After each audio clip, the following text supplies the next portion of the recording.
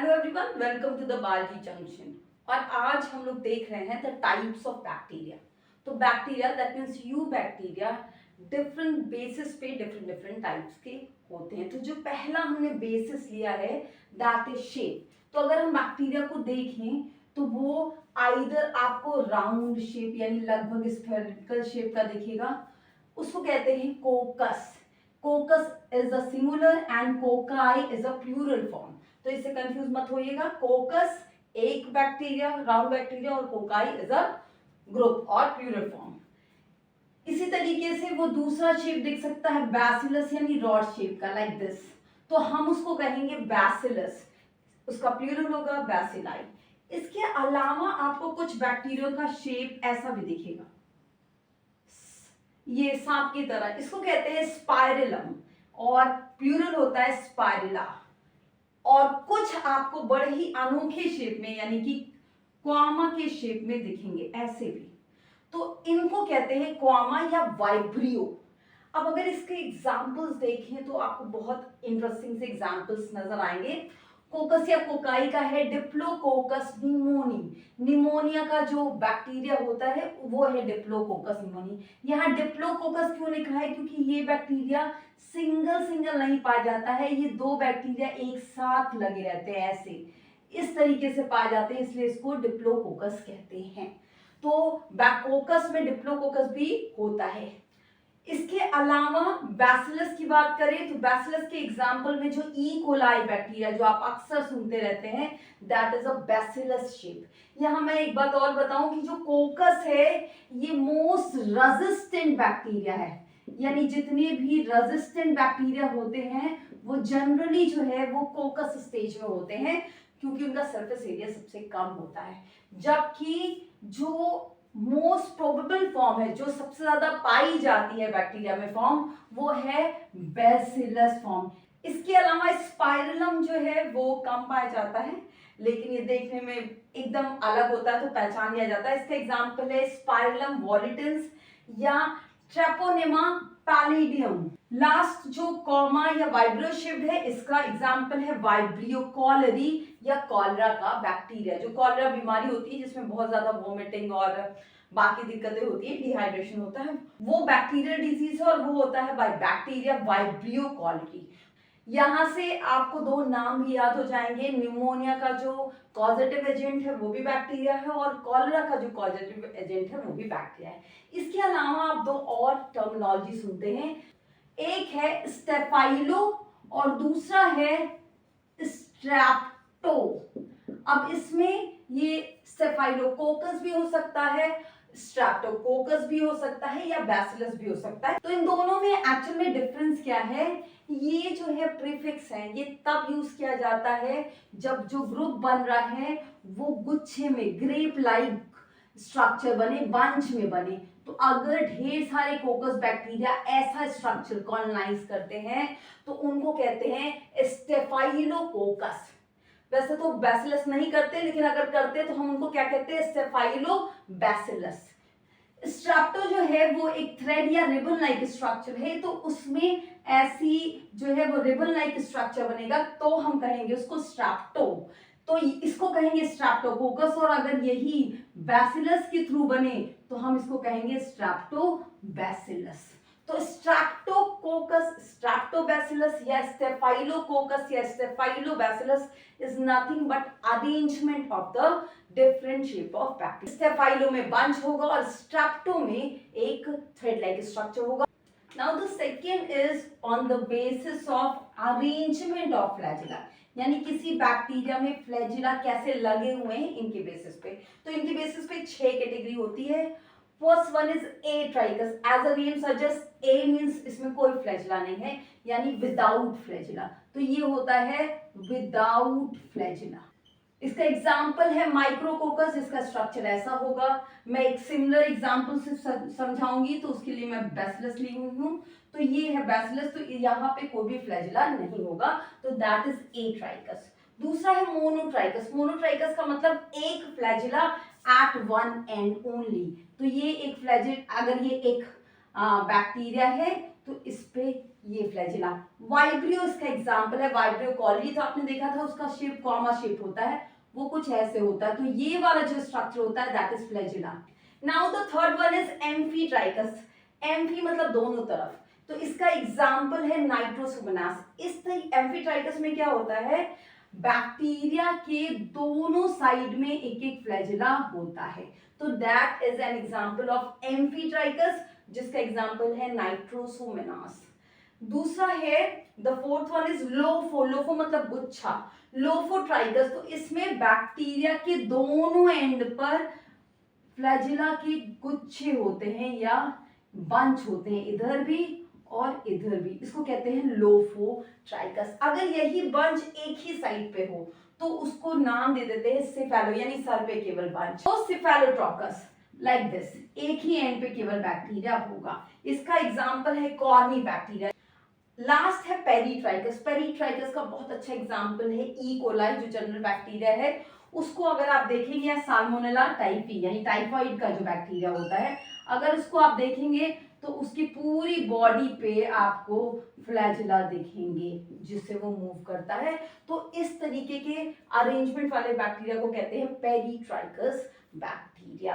तो ये 6 टाइप्स हैं on the basis of flagella. Now the last classification is on the basis of nutrition. इसको हमने थोड़ा सा पहले भी क्लासिफिकेशन में डिस्कस किया था जब इंट्रोडक्शन किया था बैक्टीरिया का। देखिए बैक्टीरिया जो है वो न्यूट्रिशनली काफी डाइवर्स होते हैं, इसलिए ये कई टाइप का न्यूट्रिशनल बिहेवियर शो करते हैं। तो अगर हम देखिए तो बैक्टीरिया कैन बी ऑटोट्रॉफिक, यानी ये अपना जो फूड है वो खुद बना सकते हैं, और they can depends on others for their food, इसीलिए उनको हेटेरोट्रॉफिक भी कहते हैं।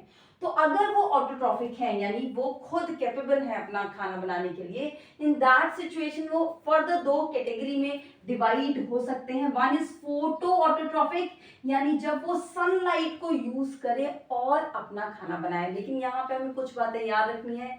नंबर 1 कि ये सनलाइट यूज तो करते हैं लेकिन वाटर को यूज नहीं करते हैं, इसलिए इनमें ऑक्सीजन प्रोड्यूस नहीं होता। तो ये जो होते हैं वो नॉन ऑक्सीजेनिक होते हैं, यानी इनके फोटोसिंथेसिस कह लीजिए या जो प्रोसेस है खाना बनाने का, उसमें ऑक्सीजन नहीं इवॉल्व होती। हमने पढ़ा था कि साइनोबैक्टीरिया इज द बैक्टीरिया जो कि ऑक्सीजेनिक होता है। तो साइनोबैक्टीरिया अलग कैटेगरी है, उसको छोड़ के ये जो जितने भी बैक्टीरिया हैं जो सनलाइट को तो यूटिलाइज करते हैं बट वो ऑक्सीजन नहीं निकालते क्योंकि वाटर को यूटिलाइज नहीं करते। सो फोटो ऑटोट्रॉपिक बैक्टीरिया की एग्जांपल्स हैं जो कि नॉन ऑक्सीजेनिक है, वो है purple sulphur bacteria, green sulphur bacteria and purple non sulphur bacteria.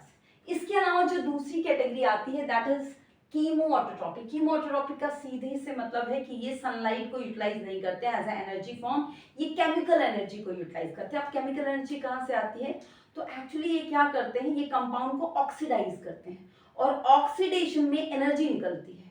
जैसे कि मान लीजिए कोई कंपाउंड है NO2, उसको उन्होंने नाइट्राइट या NO3 में बदला, तो एक ऑक्सीजन जुड़ा यानी ऑक्सीडेशन हो रहा है और इस प्रोसेस में निकली एनर्जी, तो ये वाली एनर्जी को यूटिलाइज कर लेते हैं अपने खाना यानी कि अपने फूड को बनाने में। तो they are called as chemo autotrophic bacteria. एक और चीज कि जो ये फोटो ऑटोट्रॉपिक बैक्टीरिया है, मैंने बताया था कि वो वाटर नहीं यूज करते हैं एज अ रिड्यूसर, क्योंकि खाना बनना है, देखिए इन्वायरमेंट में है कार्बन डाइऑक्साइड, कहीं और से कुछ नहीं बनना है ग्लूकोज।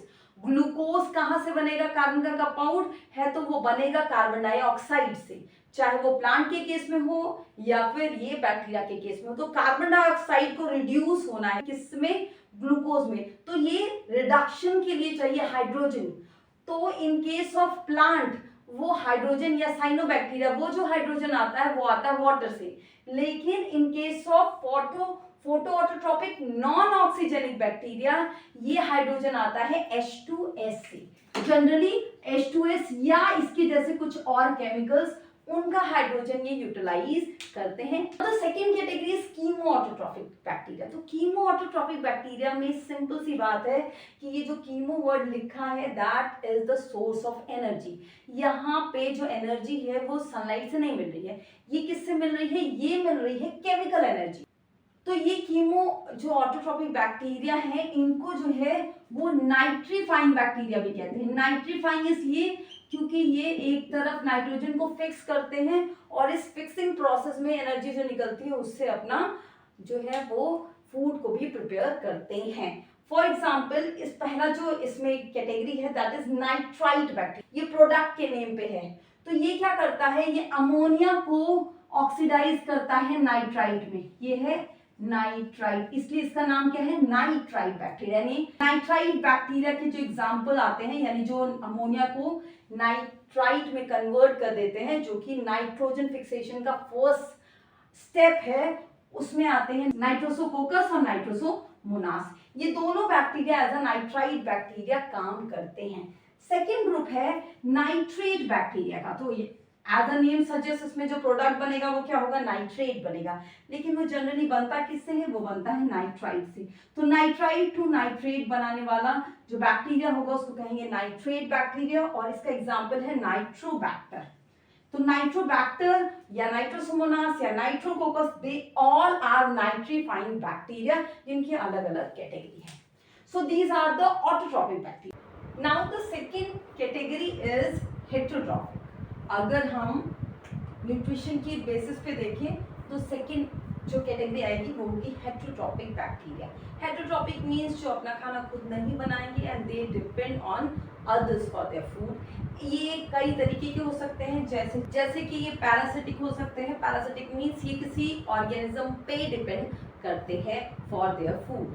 सेकेंड कैटेगरी है सेप्रोफाइट की। सेप्रोफाइट का मीन्स होता है the organism which depends on dead and decaying organism. वो मरे हुए या सड़े हुए ऑर्गेनिज्म पे डिपेंड करते हैं फॉर देयर फूड। और सिम्बियोटिक ऑर्गेनिज्म वो ऑर्गेनिज्म होते हैं जो कि दूसरे ऑर्गेनिज्म के साथ एक ऐसा रिलेशनशिप बनाते हैं जिसमें कि दोनों ऑर्गेनिज्म बेनिफिट में होते हैं, यानी दोनों को फायदा होता है। तो ऐसे रिलेशनशिप को कहते हैं सिम्बियोटिक। तो सिम्बियोटिक रिलेशनशिप के थ्रू ये बैक्टीरिया दूसरे ऑर्गेनिज्म से फूड लेते हैं और बदले में उनको कुछ बेनिफिशियल चीज प्रोवाइड करते हैं। तो अगर हम पहली कैटेगरी देखें पैरासिटिक बैक्टीरिया की या पैरासिटिक हेटेरोट्रॉप्स की, तो इसमें फर्दर दो कैटेगरी हो सकती है, ऑब्लिगेट पैरासाइट या फैकल्टेटिव पैरासाइट। अंतर क्या है ऑब्लिगेट और फैकल्टेटिव पैरासाइट का? तो एक छोटा सा एग्जाम्पल है। फॉर एग्जाम्पल कि आपका बच्चा ऐसा है जो केवल पिज्जा खाता है और अगर उसे पिज्जा नहीं दिया जाता है तो वो खाना ही नहीं खाता। इस कंडीशन में हम उस बच्चे को कहेंगे क्या, ऑब्लिगेट पिज्जा ईटर। लेकिन अगर बच्चा ऐसा है जो जनरली तो नॉर्मल खाना खाता है, यानी कि चावल दाल या रोटी सब्जी खाता है, बट कभी कभी वो पिज्जा भी खा लेता है, इन दैट सिचुएशन उसको हम कहेंगे फैकल्टेटिव पिज्जा ईटर, यानी कभी कभी पिज्जा ईटर वो है, जनरली नहीं है। इसी तरीके से ऑब्लिगेट पैरासाइट का मतलब वो है कि ये जो बैक्टीरिया है ये हमेशा जब होस्ट रहेगा तभी ये सरवाइव करेगा। अगर ये इसको होस्ट नहीं मिलता या लिविंग ऑर्गेनिज्म नहीं मिलता तो ये सरवाइव नहीं करेगा और इसकी डेथ हो जाएगी। लेकिन जो फैकल्टेटिव पैरासाइट होगा वो जनरली पैरासाइट होगा ही नहीं, वो जनरली सैप्रोफिटिक या कोई और मोड से भोजन लेता होगा। फॉर एग्जाम्पल सैप्रोफिटिक मोड से वो भोजन लेता होगा, लेकिन जरूरत पड़ने पे वो पैरासाइट की तरीके से भी बिहेव कर सकता है, इसलिए इसको फैकल्टेटिव पैरासाइट कहेंगे। तो इसका एग्जाम्पल है ऑब्लिगेट का माइकोबैक्टीरियम लेप्री का बैक्टीरिया, और फैकल्टेटिव पैरासाइट का है स्यूडोमोनास। ये जो है वो फैकल्टेटिव पैरासाइट है, यानी जनरली ये सैप्रोफाइट है लेकिन जरूरत पड़ने पे ये पैरासाइट की तरह बिहेव करता है। इसी तरीके से जो सेकंड ग्रुप है दैट इज सैप्रोफाइट है, यानी कि ये जनरली ये डेड एंड डिकेड ऑर्गेनिज्म पे डिपेंड करता है फॉर देयर फूड। अब ऑब्लिगेट सैप्रोफाइट का मतलब वो होगा कि वो बैक्टीरिया जो हमेशा केवल सैप्रोफिटिक मोड से ही खाना लेगा और अगर नहीं होगा डेड एंड डिकेड ऑर्गेनिज्म उसको नहीं मिले तो वो सर्वाइव नहीं करेगा और वो मर जाएगा। लेकिन फैकल्टेटिव सैप्रोफाइट जनरली पैरासाइट होता है और जब उसको कोई होस्ट नहीं मिलता या जब जरूरत पड़ती है किसी सिचुएशन में तो वो एज अ सेप्रोफाइट भी बिहेव कर लेता है। इसको कहते हैं फैकल्टेटिव सेप्रोफाइट। तो एग्जांपल्स हैं ऑब्लिगेट सेप्रोफाइट के बैसिलस वुल्गैरिस और फैकल्टेटिव सेप्रोफाइट का माइकोबैक्टीरियम ट्यूबरकुलोसिस यानी ट्यूबरकुलोसिस का बैक्टीरिया। कि now come to the symbiotic. Symbiotic जैसा मैंने बताया कि इसमें दोनों ऑर्गेनिज्म म्यूचुअल अंडरस्टैंडिंग के साथ एक रिलेशनशिप में होते हैं जिसमें दोनों को फायदा होता है। तो यहाँ जो वो बैक्टीरिया है, जैसे फॉर एग्जांपल इसमें बहुत कॉमन सा नाम जो हमेशा हम सुने रहते हैं दैट इज राइजोबियम। राइजोबियम जो बैक्टीरिया है वो सिम्बियोटिक रिलेशनशिप शो करता है और ये किसके साथ शो करता है, ये पल्सेस के साथ शो करता है। तो ये वहाँ पे ये उन प्लांट्स को हेल्प करता है फॉर नाइट्रोजन फिक्सेशन और बदले में राइजोबियम प्लांट से फूड लेता है अपने लिए क्योंकि ये heterotrophic mode of nutrition follow करता है। So this is all about the nutritional diversity of bacteria.